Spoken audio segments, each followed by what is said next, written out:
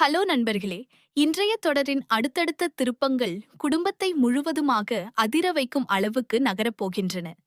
பல நாட்களாக மனதில் இருந்த அமைதியின்மை இன்று பெரிய உண்மையாக வெளிவரப்போகிறது. வீட்டில் எல்லோரும் தங்களது வேலைகளில் இருந்தாலும் ராஜாங்கத்தின் மனம் மட்டும் எங்கோ கலங்கியபடியே இருக்கிறது. மீனாட்சியும் அழகரும் தன்னுடன் இல்லாத வெறுமை அவரை நிம்மதியாக இருக்க விடுவதில்லை. எவ்வளவு முயன்றாலும் அந்த கவலை மனதில் இருந்து அகலவில்லை. முக்கியமான கூட்டத்தில் கலந்து கொள்ள வேண்டியிருந்தாலும் மனசாட்சி அதற்கு சம்மதிக்கவில்லை. குடும்பத்தில் ஏதோ பெரிய தவறு நடந்திருக்கிறது என்ற எண்ணம் அவரை தொடர்ந்து துரத்திக் கொண்டே இருந்தது. வீட்டிற்கு திரும்பிய பிறகும் அந்த பதற்றம் குறையவில்லை. மோகனா அவருக்கு காஃபி கொண்டு வந்த போதும், எனக்கு இப்போது எதுவும் வேண்டாம், மனசு மிகவும் கனமாக இருக்கிறது என்று சொல்லிவிடுகிறார்.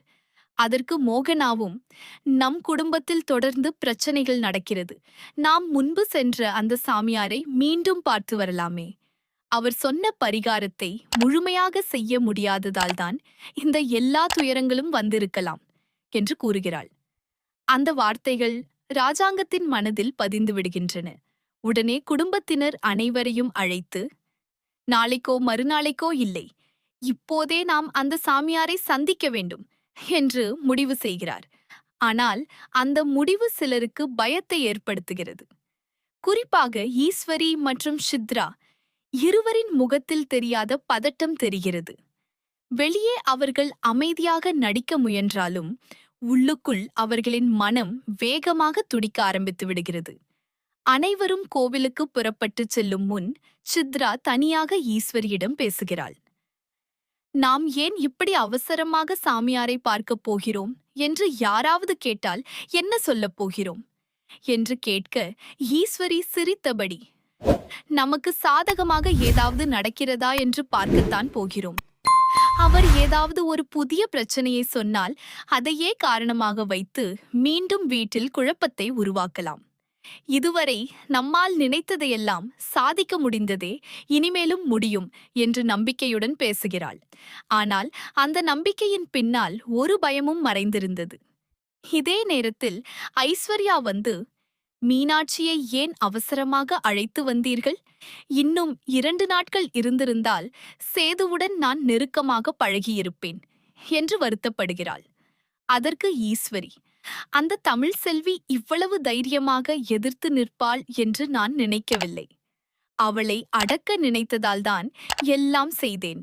ஆனால் அவள் இன்னும் வலிமையாக திரும்பி நிற்கிறாள். கவலைப்படாதே, இன்னும் நம்ம கையில் நிறைய வழிகள் இருக்கிறது என்று சமாதானப்படுத்துகிறாள். அந்த உரையாடலை யாரும் கேட்கவில்லை என்று நினைத்த அவர்கள், விதி தங்களுக்கு வேறொரு பாதையை தயார் செய்து வைத்திருப்பதை அறியாமல் இருந்தார்கள். நண்பர்களே, உங்களுக்கும் தமிழ் செல்வி மற்றும் சேதுபதியை பிடிக்கும் என்றால் இப்போதே இந்த வீடியோவிற்கு ஒரு லைக் செய்து சேனலை கண்டிப்பாக சப்ஸ்கிரைப் செய்யுங்கள். கோவிலுக்குச் சென்றதும் சாமியார் ஆழ்ந்த தியானத்தில் அமர்ந்திருந்தார்.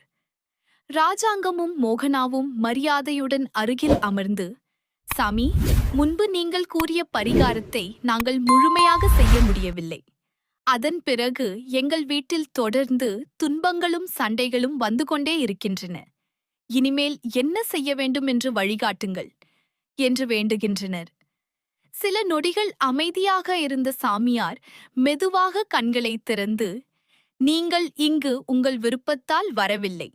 உங்களை இங்கே வரவைத்தது இறைவனின் கட்டளை.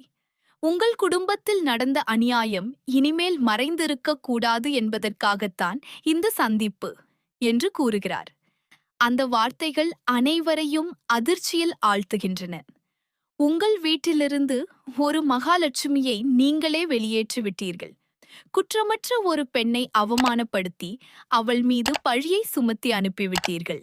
அந்த தவறின் விளைவாக உங்கள் குடும்பத்தின் அதிர்ஷ்டமே விலகிவிட்டது.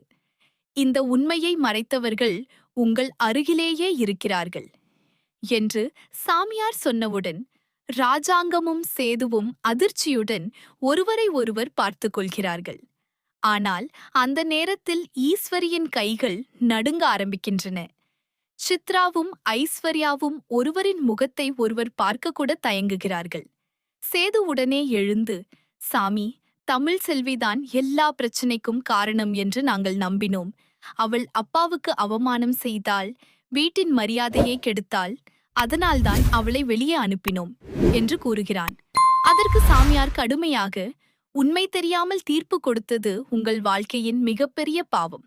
குற்றமற்ற பெண்ணை குற்றவாளியாக்கியது உங்கள் தவறு. அவள் அனுபவித்த கண்ணீருக்கு நீங்கள் ஒவ்வொருவரும் பதில் சொல்ல வேண்டிய நாள் வந்துவிட்டது என்று சொல்கிறார். பின்னர் அனைவரையும் கண்களை மூடி குடும்ப தெய்வத்தை நினைக்கச் சொல்கிறார். சில நொடிகளில் அவர்களின் மனக்கண்ணில் கடந்த நாட்களில் நடந்த சம்பவங்கள் ஒன்றன்பின் ஒன்றாக தெளிவாக தோன்ற ஆரம்பிக்கின்றன.